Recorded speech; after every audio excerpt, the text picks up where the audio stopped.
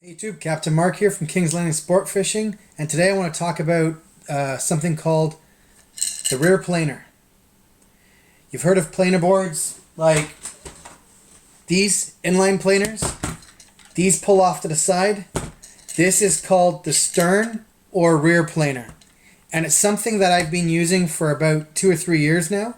I actually found out about this from another captain on Lake Ontario called Ivan Charwa from Get It Wet Sport Fishing. He introduced me to the concept, and I've been using it for 2 or 3 years now, and it's awesome. Before I go into how to do this and the benefits of using a rear or stern planer, and even some of the options if you don't want to buy a commercially available rear planer, can I ask you to do me a favor? And if you like this video, please click the like button and subscribe to my YouTube channel. It's really helpful for me as an amateur YouTube content producer. So let's dive into talking about the stern or the rear planer. So this one I've got in my hands here is actually one that I've made myself. I've got a 3D printer, and I 3D printed this one myself here in Canada. There are commercially available stern or rear planers that look similar to this. Church Tackle in New York. They make a version of this. It's a cone with a clip on the top, and they have another little clip on the bottom. I find I don't need that, so I've made my version without. But anyways, this is a version I've made, or you can buy one, like I said, from Church Tackle in New York. I ended up making my own because I couldn't find the Church Tackle one here. That being said, before I made this one, I actually was using something a little different for the same purpose, and this was a tip I got from Ivan, and it was this. I was using a bottle. So this is actually a Potski bait bottle, an empty Potski bait bottle that I threw a little bit of bright red paint in, put the cap back on, and then I just got an eye bolt here and put an eye bolt on there and put a red clip on it. These are the clips that have the pin inside. I'm not sure you can see that, but they have the pin inside them. And I'll go over why that works in a second. But both work. I'll tell you, I was running the bottle for a few years, and it works exceptionally well. The only problem you have with the bottle is when you are trying to bring the line in, I find the bottle would dig into the water and want to start to go underneath. Not that the small one doesn't, not that the cone doesn't, but I find it's more smooth or hydrodynamic and kind of skips across the water, whereas this one kept digging into the water. But either one work. If you can't find a cone, like I said, Church Tackle make a stern or a rear planer. If you can't find it, the bottle trick works really, really well. Like I said, I made my own, and I've made my own for my boat. I've got 2 or 3 of these that I use on the boat. Anyways, let's dive into the benefits of using a rear planer or a stern planer. And I'll start by saying the benefits to using this is for those guys that run a chute rod. So on my charter boat, my typical setup, I like to run 2 downriggers, 2 divers. I run 4 rods on planer boards, either inline or big boards, so 2 on each side. And then I like to use 1 rod down the chute. So that's right down the middle at the back of the boat. I put a rod in a rod holder and just send it out the back. That is, in my particular case, that is my 9th rod that I like to run. Typically, I'm running a 4-person charter plus myself. I'm allowed to run 10 rods, but I put out 9, and that 9th rod is the one down the middle and down the chute. And I've got a diagram here that I've drawn up that probably will help explain the benefits to doing this. So what you'll see here is if you look at the black line, that's typically how someone runs their chute rod.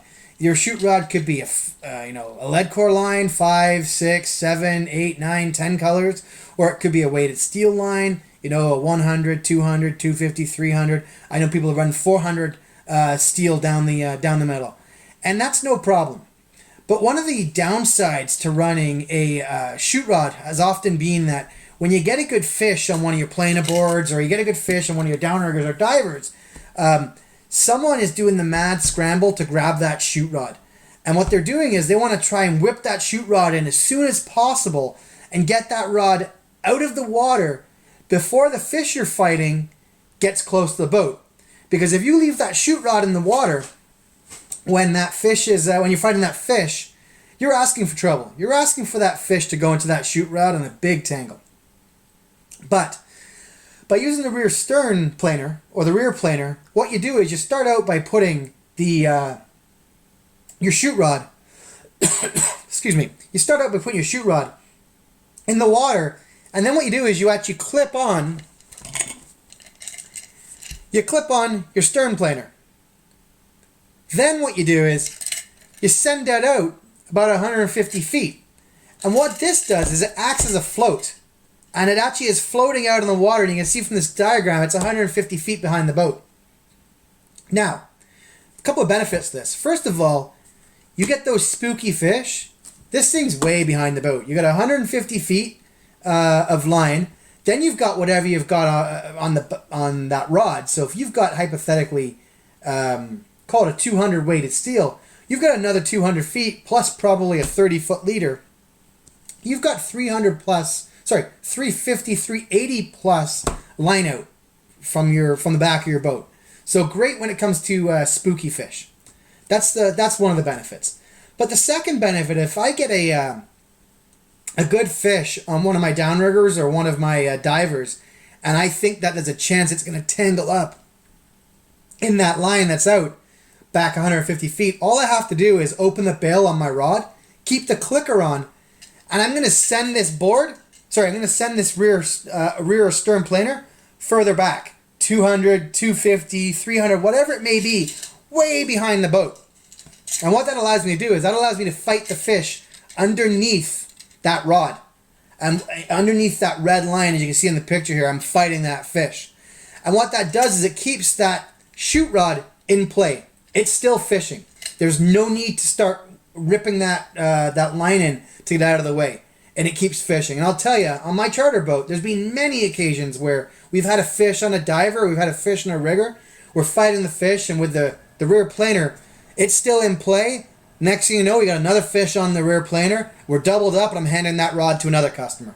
So this is a really, really good way to, call it, get an extra rod in play with a chute rod, but not having the chute rod become an extra chore that you always have to bring that chute rod in when you've got a fish because you're worried about tangling that chute rod up with whatever rod has got the fish on.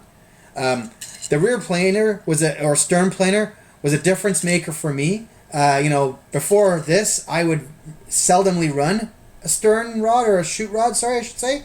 I'd seldomly run a chute rod because they were just a pain in the butt. Now that I use the rear planer, I always have the rear planer or the chute rod out in action, and it does quite well. So I hope you found this tip of value. If you did, please feel free to like this video, and if you enjoy my videos, please click on the subscribe button, as it really helps me and gives me that motivation to do more of these videos and tips for you guys. Hope you like this tip, and good luck on the water in 2021.